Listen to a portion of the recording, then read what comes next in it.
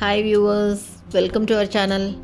இன்றைக்கி நம்ம சேனலில் என்ன ரெசிபி பார்க்க போகிறோன்னா, நல்லா அருமையாக மொறுமொறுன்னு சூப்பரான கேரட் 65 பண்ண போகிறோம்.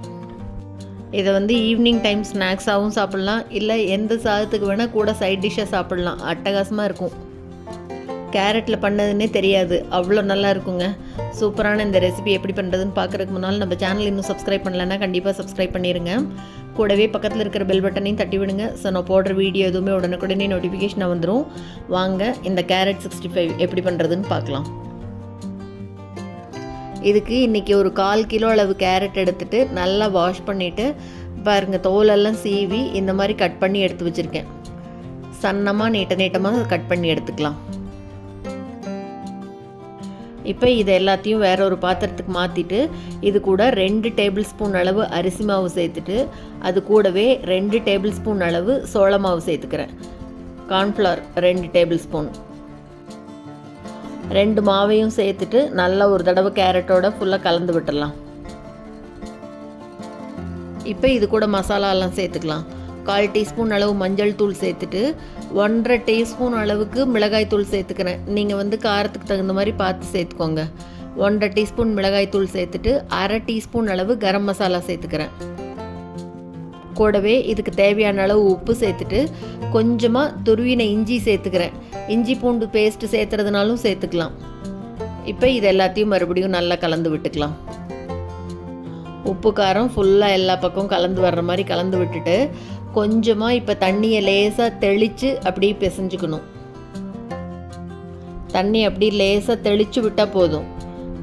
அப்படி பக்கோடா மாதிரி எடுத்து கிள்ளி போடுற மாதிரி இருந்தால் போதும். 2 டேபிள் ஸ்பூன் அளவு சேர்த்துருக்கேன், அவ்வளோதான். நல்லா எல்லா கேரட்லேயும் ஃபுல்லாக கோட் ஆகிற மாதிரி இந்த மாதிரி கலந்து விட்டுக்கணும். நல்லா கலந்ததுக்கப்புறமா இப்போ இதை ஒரு மூடி போட்டு மூடி வச்சிடலாம். ஒரு 15 மினிட்ஸ் அப்படியே இருக்கட்டும். 15 நிமிஷம் கழித்து இந்த பக்கம் அடுப்பில் எண்ணெய் வச்சுருக்கேன். எண்ணெய் நல்லா சூடானதுக்கப்புறமா பாருங்கள், இது அப்படி நல்லா ஊறி இருக்குது 15 நிமிஷமாக. இதை எடுத்து ஒன்றுன்னா அப்படியே போட்டு பொரிச்சு எடுக்க வேண்டியது தான். என்ன தான் கேரட் ரொம்ப ஹெல்த்தியானது, கண்ணுக்கு நல்லது அப்படிலாம் சொன்னாலும் குழந்தைங்க அவ்வளோ சீக்கிரம் கேரட் சாப்பிட மாட்டாங்க. அதுக்கு பதிலாக பாருங்கள், இது கேரட்டில் பண்ணதுன்னே தெரியவே தெரியாது. இந்த மாதிரி செஞ்சு கொடுத்துட்டோம்னா கண்டிப்பாக சாப்பிட்ருவாங்க. அவங்களுக்கு ஸ்நாக்ஸ் சாப்பிட்ட திருப்தியும் இருக்கும், நம்மளுக்கு காய் கொடுத்த திருப்தியும் இருக்கும். நல்லா அப்படி திருப்பி விடலாம். 2 பக்கம் மொறுமொறுன்னு வந்ததுக்கப்புறம் எடுத்துக்கலாம். சூடாக அப்படி மொறுமொறுன்னு சாப்பிட சூப்பராக இருக்கும். கண்டிப்பாக சொல்கிறேங்க, இதை குழந்தைகளுக்கு செஞ்சு கொடுங்க. கேரட்னு கண்டே பிடிக்க மாட்டாங்க.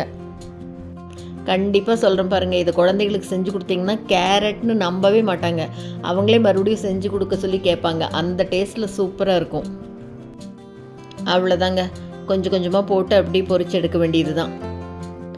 சூப்பரான கேரட் 65 ரெடி ஆயிடுச்சு. சூப்பரான இந்த கேரட் 65 கடையில் வாங்குறதுக்கு பதிலாக அப்பப்போ வீட்டிலையே இந்த மாதிரி ஃப்ரெஷ்ஷாக செஞ்சு கொடுத்துக்கலாம்.